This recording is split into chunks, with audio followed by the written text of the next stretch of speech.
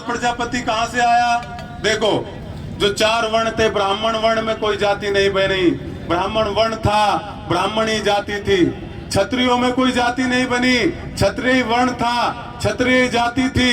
वैश्य में कोई जाति नहीं बनी, व्यापारियों में उनकी जाति भी वही थी, वर्ण भी वही था। लेकिन शूद्रों को काम बांटकर सेवा का, क्योंकि सबको काम बांटा गया।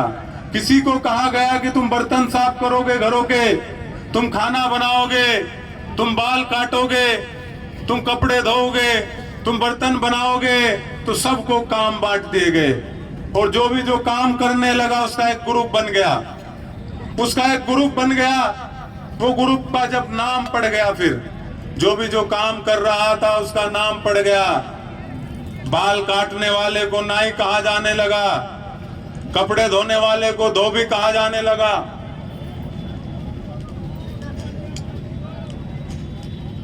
घरों में पानी भरने वाला, डोली उठाने वाला धीवरकार हो गया, बर्तन बनाने वाला कुम्हार हो गया। इसी तरीके से जातियां बन गई। बात समझ आई कि नहीं आई? फिर ये जाति अलग अलग कैसे होगी गांवों में? आज देखते होंगे, गडरिया अलग रह रहा है, सैनी अलग रह रहा है, पाल अलग रह रहा है, प्रजापति अलग रह रहा है, कश्यप अलग है। फिर जब शादी ब्याह का नंबर आया, जब शादी ब्याह का नंबर आया, तो जो जाति जो काम कर रही थी उसी ने उसी में शादी शुरू की। क्योंकि जब पहले ही कह दिया गया कि आपके जीवन में कोई परिवर्तन नहीं हो सकता, आप शिक्षा तो बिल्कुल नहीं ले सकते। अगर आपका बाप कपड़े धो रहा था, आपका बाबा कपड़े धो रहा था, तो आपको भी कपड़े धोने हैं, तुम्हारे बच्चे भी कपड़े धोएंगे। तो जो भी जो काम कर रहा था उसने उसी में शादी करनी शुरू कर दी। तो एक जाति बन गई।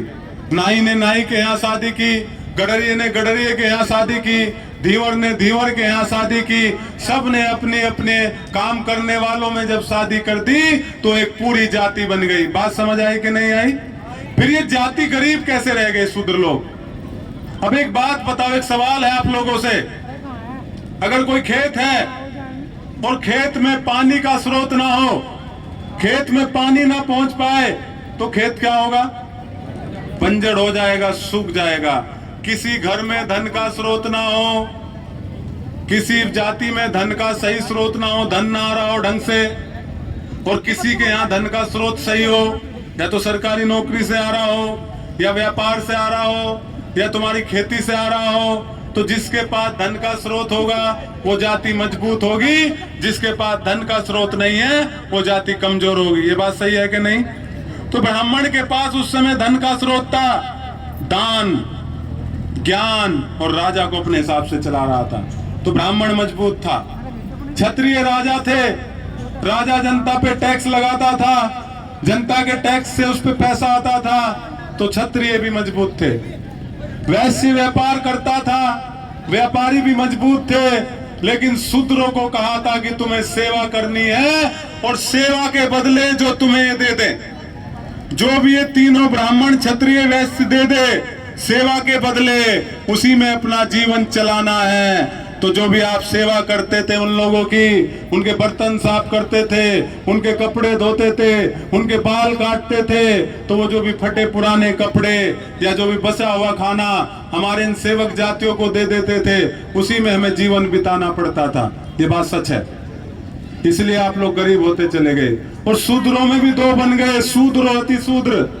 शूद्र जो सेवा कर रहे थे, तो जो इनकी बात मानने से इनकार कर देता था उसका काम छीन लिया जाता था, उसको काम छीन के गांव से बाहर कर दिया जाता था, और गांव से बाहर करके गांव के बाहर दक्षिण में बसाया जाता था। उसको कहा जाता था काम छीन कर कि साफ सफाई का काम करो, चमड़े का काम करो। तो गांव के जो बाहर बस गए वे जाटव भाई हो गए, वे वाल्मीकि भाई हो गए, और जो गांव में सेवा करने वाले रह गए वो नाई धोबी हो गए, वो गडरिया हो गए, वो सैनी हो गए, वो पाल हो गए, वो कश्यप हो गए।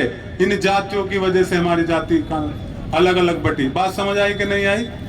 फिर देश गुलाम बना, देश पे आक्रमण हुए, अलग अलग आक्रमण हुए, देशों ने अलग अलग आक्रमण किया। इतने बड़े देश की जनसंख्या को बहुत सा छोटे लोगों ने गुलाम कैसे बना लिया?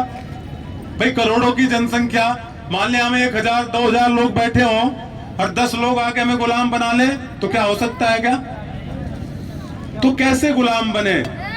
उसका कारण भी ये वर्ण व्यवस्था थी, क्योंकि यहाँ के लोगों ने मान के चलो एक गांव है और आपके गांव में 100 की संख्या रहती है, 100 की संख्या में 10 ब्राह्मण क्षत्रिय वैश्य हो, 90 छोटी जाति जिनको